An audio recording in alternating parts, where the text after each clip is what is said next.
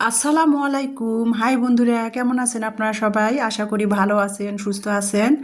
আর আপনাদের দয়া আমিও ভালো আছি, সুস্থ আছি আল্লাহর রহমতে।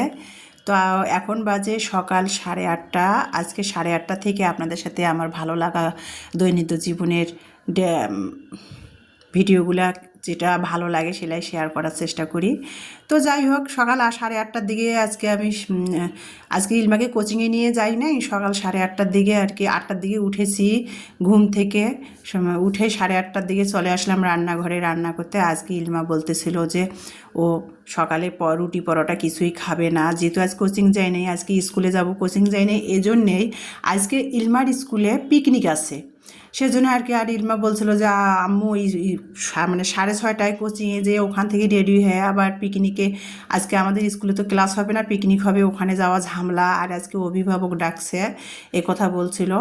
তো সেই জন্য আর কি ইলমা বলছে আমাকে কোচিংয়ে দিয়ে তুমি আবার বাসায় আসবা, আপুর জন্য নাস্তা তৈরি করে রেডি করে আপুকে দিয়ে আবার তাও তুমি আমার সাথে স্কুলে যাবার ডাবল তোমার কষ্ট হবে। এজন্য ইলমা আর কোচিংয়ে যায়নি। সেই জন্য আমি আর ওকে নিয়ে আজ কোচিংয়ে যাইনি, যে থাকা যে একটা দিন একটু 8টা পর্যন্ত ঘুমাক। তো যাই হোক, 8টা পর্যন্ত ঘুমাতে চাইলে তো আর ঘুম হয় না সকালবেলা। ইলমা 8টার দিকে উঠে গেছে, উঠে যেয়ে ফ্রেশ হলো, রেডি হলো স্কুলের জন্য, যে স্কুলে চলে আসলো। আর সকালবেলা একটু ব্রেড গতকালকে আনা হয়েছিল, ব্রেড ডিম সিদ্ধ আর কলা দিয়ে সকালে দুধ চা বানিয়ে নাস্তাটা সেরে ইলমাকে নিয়ে রেডি হয়ে স্কুলে চলে আসলাম। সেটা তো আপনারা দেখতেই পেলেন, অটো করে স্কুলে চলে আসলাম 9:30টার দিকে। ওদের স্কুল 10টায় মানে প্রেজেন্ট হবে, যদিও আজকে স্কুলে পিকনিক প্রেজেন্ট হবে, তারপরে পিকনিকে আর কি বাচ্চারা আনন্দ হই হুল্লা করবে। তো এই যে দেখতে পাচ্ছেন ক্লাসে আর কি ইলমার ক্লাসে চলে আসলাম, ইলমা ক্লাসের মধ্যে ঢুকে গেল। ইলমার ক্লাসে অটো করে চলে আসলাম। আর স্কুলের এই যে বাইরের অংশগুলো এই যে বাঁশ দিয়ে স্টেজ করতেছে, এটা 27শে ফেব্রুয়ারি ইলমাদের স্কুলে ক্রীড়া প্রতিযোগিতা অনুষ্ঠান হবে, সাংস্কৃতিক অনুষ্ঠান, নাচ গান এগুলো হবে 27 তারিখ বৃহস্পতিবারে। তো আজকে রোজ মঙ্গলবার, আজকে আর কি 25 তারিখ, ইলমার আজকে স্কুলে পিকনিক হচ্ছে, স্কুলেই পিকনিক হচ্ছে আর কি। তো ওদের স্কুলটাতে কি আর কি, ওদের স্কুলটাতে যে স্কুলের কর্তৃপক্ষ প্রতি বছরে বছরে শিক্ষার্থীদের সাথে মানে ক্লাস 6 থেকে 9 পর্যন্ত, মানে নবম পর্যন্ত শিক্ষার্থীদের স্কুলে আর কি 10 পর্যন্ত, 6 থেকে 10 পর্যন্ত শিক্ষার্থীদের স্কুলে বছরে আর কি ক্লাসে পিকনিক, মানে ক্লাস পার্টি বলেন বা পিকনিক বলেন, স্কুলে হয়, বাইরে কোথাও যাওয়ার হয় না, স্কুলেই আনন্দ দেয় শিক্ষার্থীদের, বিনোদন হয়। আর এই পিকনিকের সব খরচ বহন করে আর কি স্কুলের কর্তৃপক্ষ, এখানে কোনো টাকা পয়সা নেয় না। মানে স্কুলে যে এই যে বছরে একবার যে বাচ্চাদের এই যে এই বছরে এই সময়টা আর কি পিকনিক হয়, সেটা স্কুলের কর্তৃপক্ষই সব আর কি অ্যারেঞ্জ করে আর কি শিক্ষার্থীদের জন্য। তো শিক্ষার্থীদের আজকে কোনো ক্লাস হবে না, সবাই আর কি 6ষ্ঠ থেকে 10ম শ্রেণীর সবারই আজকে একসাথে স্কুলে মানে পিকনিক হচ্ছে স্কুলের মাঠে। যে দেখেন কতগুলা হাঁড়ি বড় বড় ডেকোরেশনের পাতিলে করে আর কি রান্না হয়েছে, মুরগির রোস্ট, ডিম ভুনা, বুটের ডাল, সালাদ, আর কি পোলাও, এগুলো আর কি ওদের আজকে যে স্কুলে আর কি পিকনিকে খাবার আয়োজন করা হয়েছে। তো পাতিলে সব রান্না করে করে সকাল সকাল সব রান্না বান্না করে রেডি করেছে। 11টা 12টা 11:30 12টার মধ্যেই সব শিক্ষার্থীদের খেতে দিবে। তারপরে খাওয়া দাওয়া শেষ করে শিক্ষার্থীরা মানে খাওয়া দাওয়া শেষে তারা 5টা পর্যন্ত বিনোদন করবে। আজকে ইলমার স্কুলের 5টা পর্যন্ত আছে অনুষ্ঠান বলে ওরা সবাই আর কি শিক্ষার্থীরা আনন্দ হই হুল্লা করবে আর কি। তো সেটাই হবে। এই যে এই সাইডের আর কি স্কুলে পাঠটা, এটা হলো 1 থেকে 5 পর্যন্ত, মানে এই 5টা হলো প্রাইমারি। তো প্রাইমারির বাচ্চাগুলা 1 থেকে যে 5 পর্যন্ত যে ছোটো ছোটো ক্ষুদে শিক্ষার্থীরা, তারাও হই হুল্লা আনন্দ করতেছে। আর এই যে অপর পাশে এই যে দোতলা 3তলা রুমগুলা, এগুলো হলো হাই স্কুল, 6ষ্ঠ থেকে 10ম শ্রেণীর। তো যাই হোক, ক্ষুদে শিক্ষার্থীরা বড় শিক্ষার্থীরা সবাই আনন্দ করতেছে স্কুলের মাঠে, সবাই এক সবাই একই আর কি ইউনিফর্ম পরে, স্কুলে পিকনিক হলে সবাই ইউনিফর্ম পরে স্কুলে আসছে, যেহেতু স্কুলে পিকনিকটা হচ্ছে ইউনিফর্ম পরে আসছে। আর স্কুলের মাঠের মধ্যে এই যে রান্না করে করে পাতে খাবারগুলো, পোলাও, মাংস, ডিমের কোরমা, ডাল, এগুলো সব রান্না করে করে ঢেকে ঢেকে রেখে দিয়েছে। আর পাশে আর কি সালাদ কাটতেছিল, ডেকোরেশন থেকে যে মহিলাগুলো আসছে তারা আর কি শশা টমেটো সালাড কাটতেছিল। আর শিক্ষার্থীরা মাঠে আর কি যার যার মতো হই হুল্লা করতেছে, বান্ধবীরা মিলে মিলে ক্লাসের। আর এই যে শহীদ মিনারের পাশেই আর কি সাউন্ড বলে না, এটাকে কী বলে জানি না, সাউন্ড নিয়ে আসছে, সেটা আর কি বক্স বাজাচ্ছে, সেটা আর কি পাশে রেখে দিয়েছে। শহীদ মিনারের পাশেই বক্সটা সেটিং করে গান বাজাচ্ছিল, দুষ্টু কোকিল ডাকে রে, এই গানটা বাজাচ্ছিল, বাচ্চারা হই হুল্লা করতেছে। আর গানের আওয়াজ শুনলে তো কানে যদি পড়ে তাহলে তো সবার মন উৎফুল্ল হয়ে যায়, অন্যরকম একটা মনের মধ্যে লাগে গান বাজনা শুনলে।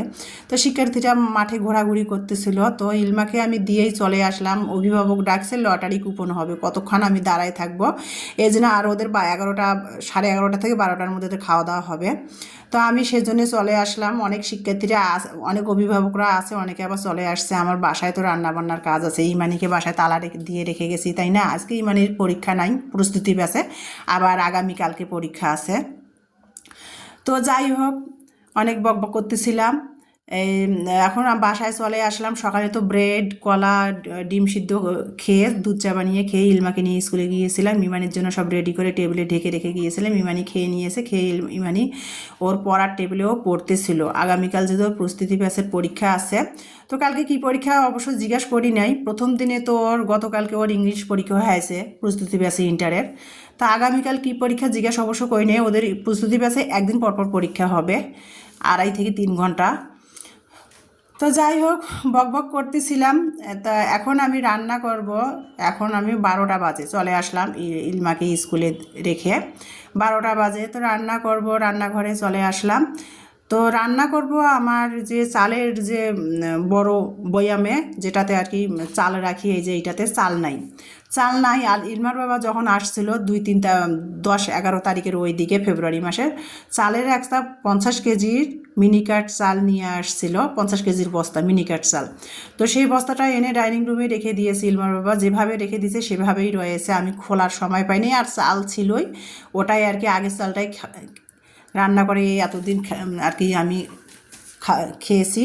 তো চাল শেষ হয়ে গেছে, রান্না করব, চাল নাই। তো চালের বস্তা, যেহেতু বস্তা 50 কেজির কিনে নিয়ে আসছে, তো বস্তার মুখটা খুলতেও পারতেছি না। কেসি দিয়ে কাটলাম মুখটা, কেটে চাল বের করলাম, করে আগে 500 গ্রাম চাল মেপে দুপুরে ভাতের জন্য বসিয়ে দিলাম রাইস কুকারে, সেটা তো আপনারা দেখতে পেয়েছেন।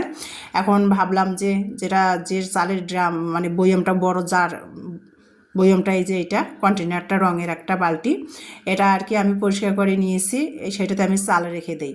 সবসময় এইটা ব্যবহার করি। আর বড় বা ড্রামের মধ্যে আমি বাকি চালগুলো ঢেলে রাখবো। এখন এইটা আপাতত যেটা সবসময় নিত্যদিনে ব্যবহার করি সেটা ঢেলে নিলাম, নিয়ে ঢেকে রান্নাঘরে নিয়ে যাব।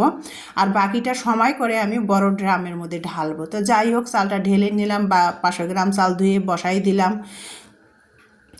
দিয়ে এই যে এখন চলে আসলাম। ভাবলাম যে কী রান্না করব, তো শুটকি নিয়ে আসছিলাম আর কি। এটা কি মাছের শুটকি চিনি না, এই শুটকি নিয়ে আসছিলাম। তো শুটকি দিয়ে ভাবলাম যে লাউয়ের শাকের কয়টা ফ্রিজে ডগা ছিল, কচি ডগা, তো নষ্ট হয়ে যাচ্ছে, 3-4 দিন হয়ে গেছে, নষ্ট হয়ে যাচ্ছে। তো ফ্রিজ থেকে লাউয়ের শাকের ডগাগুলো বের করে নিলাম। ভাবলাম যে শুটকি দিয়ে, সবসময় তো লাউ শাকটা মাছ দিয়ে রান্না করে খাই, তো আজকে ভাবলাম যে শুটকি দিয়ে আর কি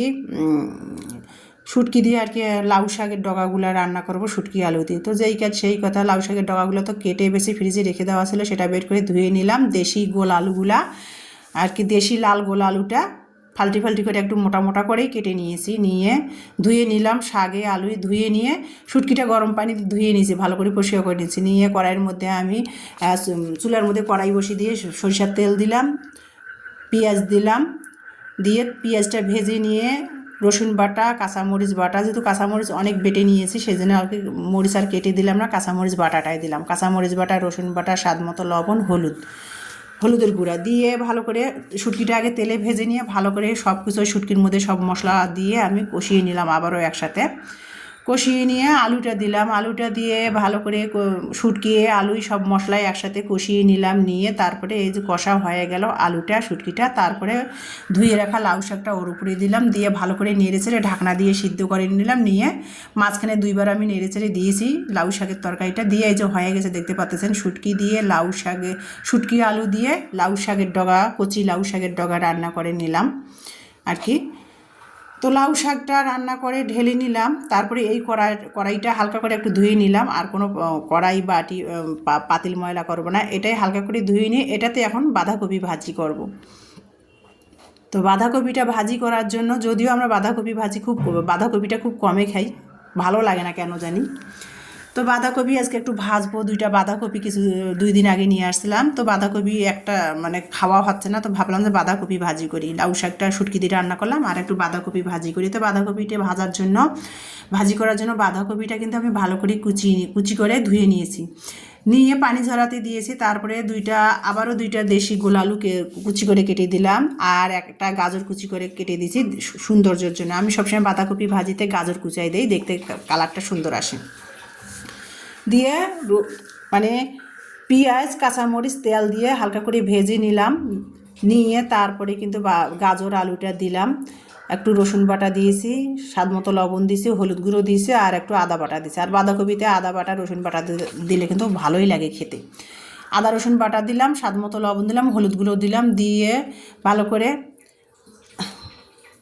মশলাটা কষিয়ে নিয়ে আমি কিন্তু তারপরে গাজর আলুটা ধুয়ে রেখেছিলাম সেটা দিলাম, দিয়ে ভালো করে নেড়ে সেটা একটু ডিপ ফ্রিজ থেকে মটরশুঁটি বের করে নিয়ে আসে, একটুখানি মটরশুঁটি দিলাম, দিয়ে ভালো করে সব কিছু নেড়ে চেড়ে বাঁধাকপি ধুয়ে পানি ঝরাতে দিয়েছিলাম সেটা দিয়ে ভালো করে নেড়ে চেড়ে ভাজিটা করে নিচ্ছি, দেখতেই পাচ্ছেন আপনারা। গাজর আলু মটরশুঁটি বাঁধাকপি একসাথে ভাজি করতেছি, আর এভাবে ভাজি করলে কিন্তু আমার 2 মেয়ে পছন্দ করে। বাঁধাকপির ভাজিতে যদি মটরশুঁটি দেই গাজর দেই ওরা কিন্তু খুবই পছন্দ করে ভাজিটা, তার সাথে আদা রসুন বাটা দিই, তো ভাজিটাতে মানে অন্যরকম একটা স্বাদ হয় বাঁধাকপির ভাজিটা। তো যাই হোক, বাঁধাকপি ভাজিটা আমি করে নিলাম, এই যে দেখতে পাচ্ছেন। আর শুটকি দিয়ে আলু দিয়ে লাউয়ের কচি ডগা রান্না করলাম। তো টেবিলে খাবার দিয়ে দিলাম, এখন বাজে 2:30 বাজে। তো ইমানি গোসল করে আসলো, ওর যেহেতু আজকে 5টার দিকে কোচিং আছে, বায়োলজি কোচিং আছে, ও কোচিংয়ে যাবে। তো টেবিলে খাবারটা দিয়ে দিলাম, ইমানিকে ডাকতেছিলাম, ও নামাজে বসছে, ও খাবে এখন। তারপরে দুপুরের খাওয়াটা শেষ হয়ে গেল, এখন আমি 4টা বাজে রান্নাঘরে চলে আসলাম আবারও। এই যে দেখতে পাচ্ছেন, গত 2 দিন আগে আমি টমেটো কিনেছিলাম 2.5 কেজি, মানে হাফ কেজির মতো ডিপ ফ্রিজে রেখে দিয়েছি সংরক্ষণ করে, যেগুলো শক্ত শক্ত আর যেগুলো একটু বেশি পেকে গেছে সেগুলো রেখে দিয়েছিলাম।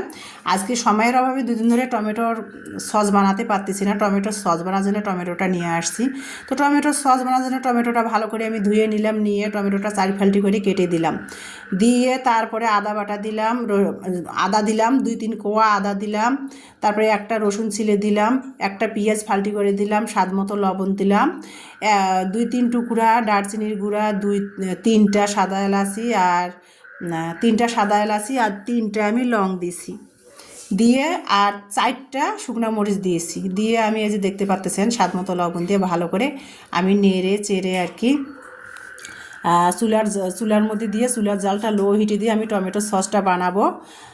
আর টমেটো সস কীভাবে বানায় এটা তো কম বেশি সবাই জানেন, টমেটো সস একেবারে সহজ বানা। তো টমেটো সসটা A to Z আপনাদের সাথে সময়ের অভাবে দেখাতে পারবো না, এমনিতেই ভিডিওটা অনেক লং হয়ে গেছে।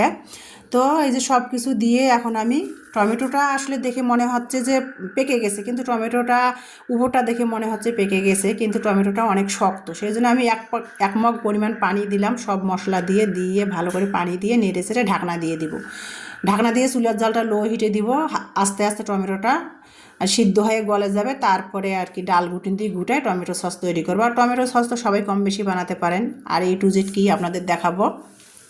তো যাই হোক, এই যে টমেটোতে নেড়ে চেড়ে পানি দিয়ে ঢাকনা দিয়ে দিচ্ছি, সেটাই আর কি আপনাদের সাথে শেয়ার করতেছি। তারপরে একটু আমি টমেটোটা সিদ্ধ হোক, অপর সাইডে একটু আমি রচা বানিয়ে নিলাম, যেহেতু বিকালবেলা একটু করে রচা খেতেই হয়, টিচার আসছে পড়াতে, 5টা বাজে টিচার পড়াতে আসছে।